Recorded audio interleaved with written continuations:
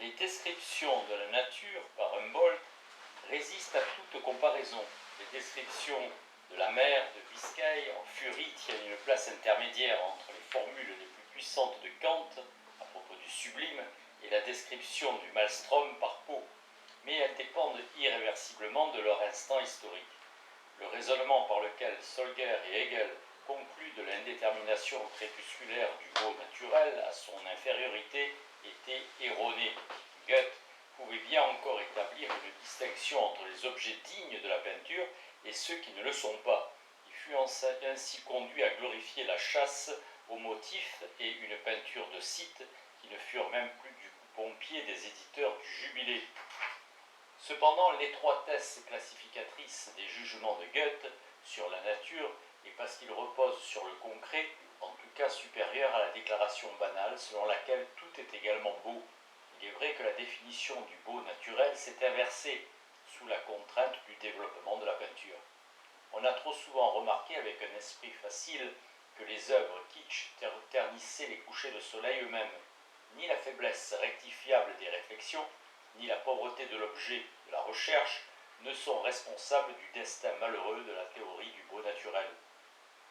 Le beau naturel se définit beaucoup plus par le fait qu'on ne peut le définir, l'impossibilité de définir l'objet comme le concept. En tant qu'indéterminé et opposé aux déterminations, le beau naturel est indéfinissable. Il s'apparente en cela à la musique qui, chez Schubert, tire ses plus profonds effets d'une telle identité non objective avec la nature. Dans la musique, comme dans la nature, ce qui est beau jaillit semblable à l'éclair pour disparaître aussitôt devant la tentative de le figer. L'art n'imite ni la nature, ni un beau naturel particulier, mais le beau naturel en soi. Au-delà de l'aporie du beau naturel, on se réfère ici à l'oporie de l'esthétique dans son ensemble. Aporie. Son objet se définit comme indéterminable, c'est-à-dire négativement. C'est pour cette raison que l'art a besoin d'une philosophie interprétative capable de dire ce qu'il ne peut dire, alors que cependant le seul l'art est capable de le dire par le fait qu'il ne le dit pas. Les paradoxes de l'esthétique lui sont dictés par son objet. Le beau exige peut-être l'imitation servile de ce qui est indéfinissable dans les choses. S'il est barbare de dire qu'une chose quelconque est dans la nature plus belle qu'une autre, le concept de beau dans la nature en tant que susceptible de définition implique néanmoins en soi et téléologiquement une telle barbarie, alors qu'en fait, le prototype du pédant reste celui qui se montre aveugle envers le beau naturel. La raison en est le caractère énigmatique du langage de la nature. Cette insuffisance du beau naturel a pu en réalité, et conformément à la doctrine des degrés hegéliens, avoir joué également un rôle comme motivation de l'art emphatique. Car dans l'art, l'insaisissable est objectivé et appelé à la durée. Il est dans cette mesure concept, mais non à la manière de la logique discursive.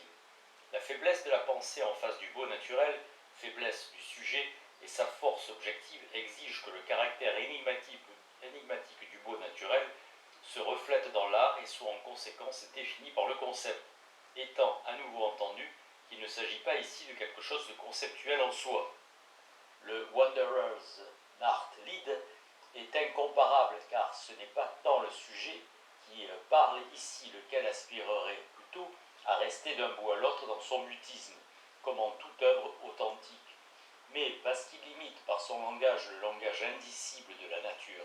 Rien d'autre ne saurait évoquer la norme selon laquelle, dans le poème, la forme et le contenu devraient coïncider, dans la mesure où elle doit être plus que verbiage de l'indifférence.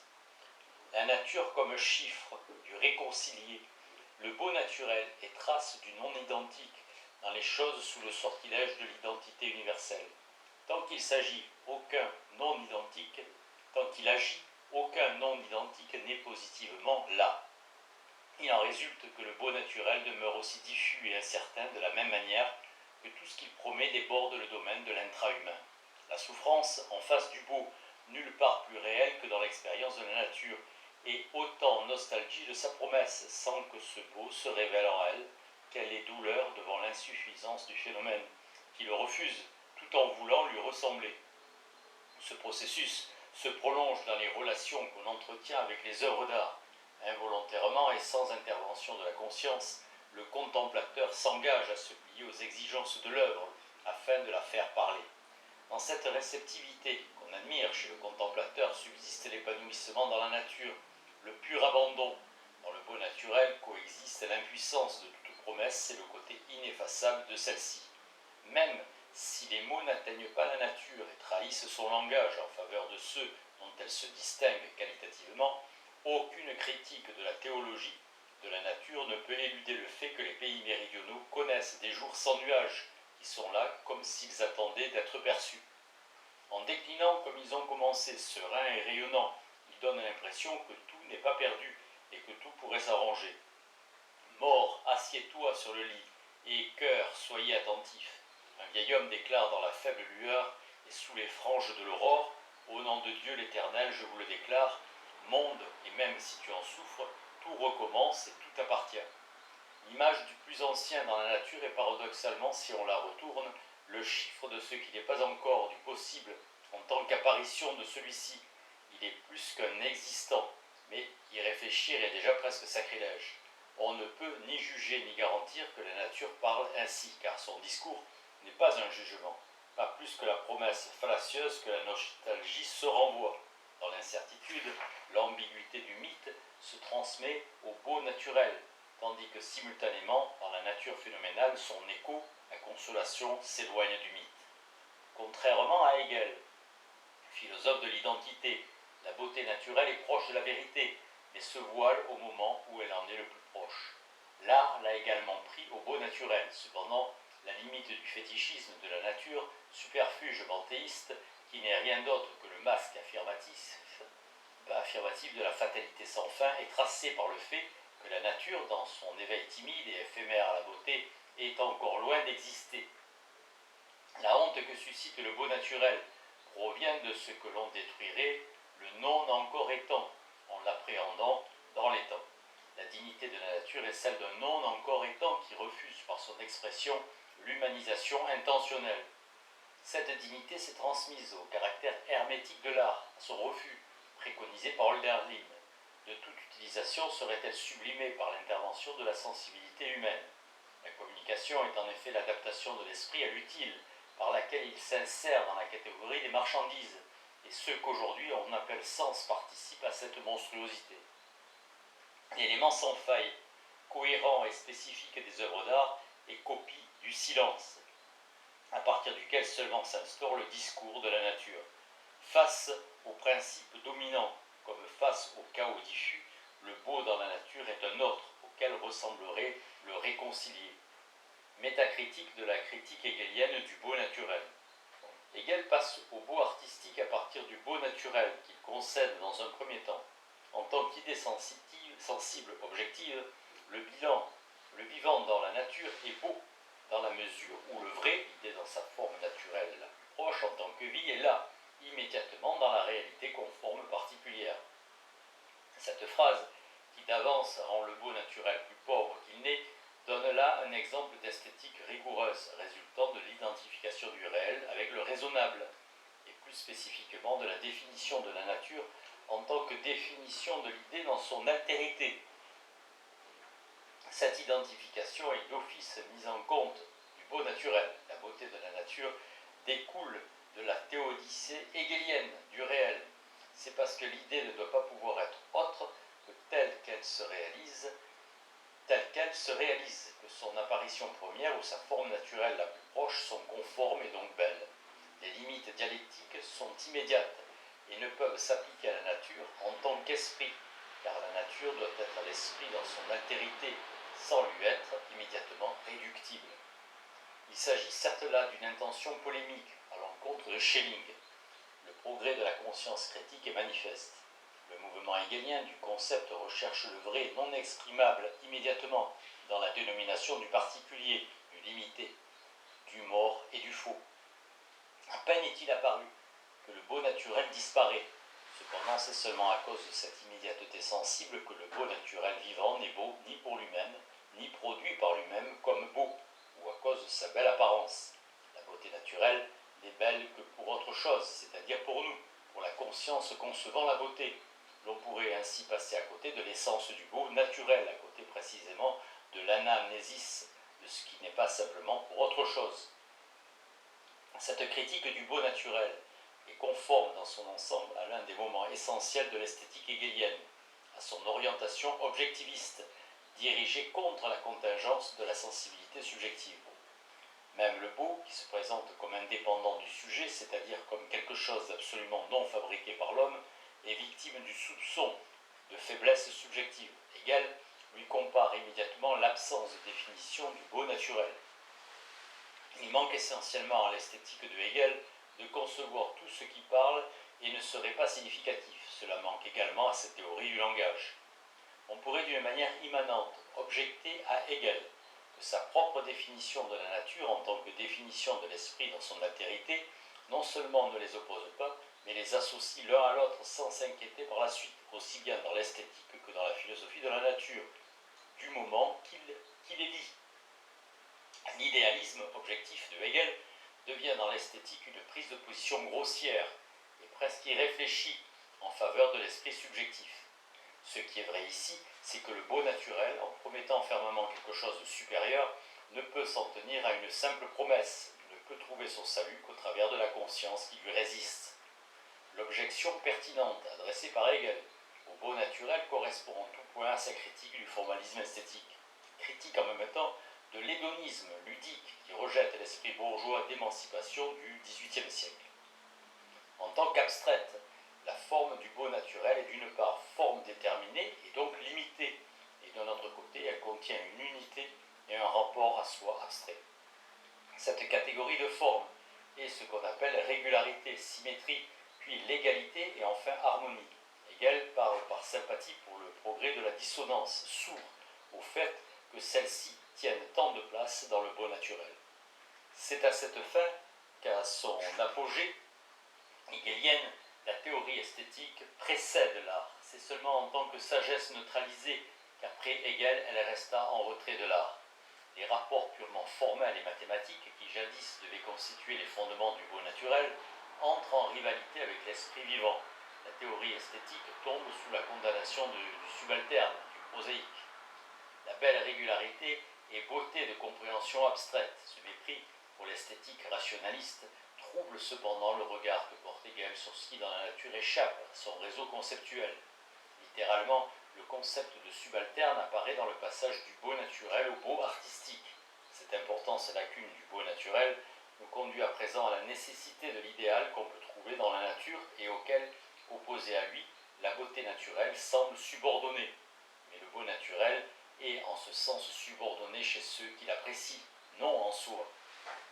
Si le caractère déterminé de l'art tend à surpasser celui de la nature, elle doit cependant son prototype à l'expression de celle-ci, et non à l'esprit que lui attribuent les hommes. Le concept idéal, en tant que présupposé qui devrait guider l'art vers quelque chose d'épuré, lui est extérieur. L'orgueil idéaliste envers ce qui, dans la nature, n'est pas même esprit, se venge sur ce qui, dans l'art, est plus que son esprit subjectif. L'idéal intemporel s'effrite. Le destin du théâtre de Hebel, dont les positions n'étaient pas très éloignées de celles de Hegel, en fournit ici peut-être la preuve la plus évidente dans l'histoire de la littérature allemande.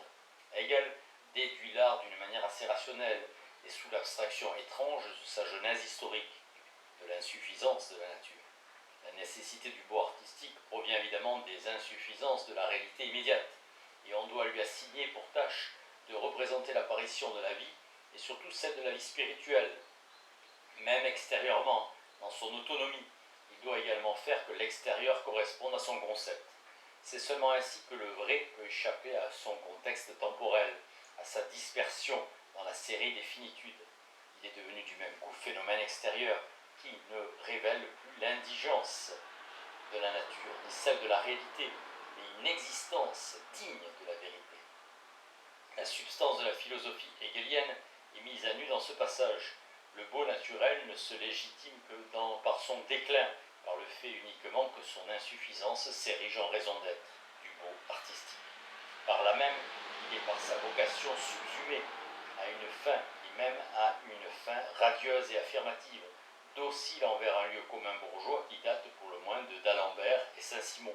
Cependant, ce que Hegel dénote comme insuffisance du beau naturel, c'est-à-dire ce qui échappe à tout concept précis, c'est la substance du beau même. En revanche, il ne faut pas chercher, dans le passage hegelien de la nature à l'art, les nombreux sens si souvent évoqués dans la Aufhebung. Le beau naturel meurt sans qu'il soit reconnu dans le beau artistique, parce qu'il n'est pas totalement maîtrisé et déterminé par l'esprit. Hegel le considère comme pré-esthétique.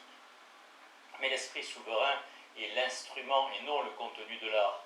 Et Hegel qualifie de prosaïque le beau naturel. La formule qui désigne l'asymétrique, que Hegel ne décèle pas dans le beau naturel, est en même temps aveugle à l'égard du développement de l'art plus récent, qui pourrait en tout lieu être considéré sous l'aspect de l'introduction du prosaïsme dans la loi formelle. Le prosaïsme est le reflet ineffaçable du désenchantement du monde dans l'art et pas seulement son adaptation à l'utilité mesquine. Ce qui, devant le prosaïsme, se contente de reculer convulsivement, devient la proie de l'arbitraire, d'une stylisation purement et simplement décrétée. La tendance du développement n'était pas encore totalement prévisible à l'époque de Hegel.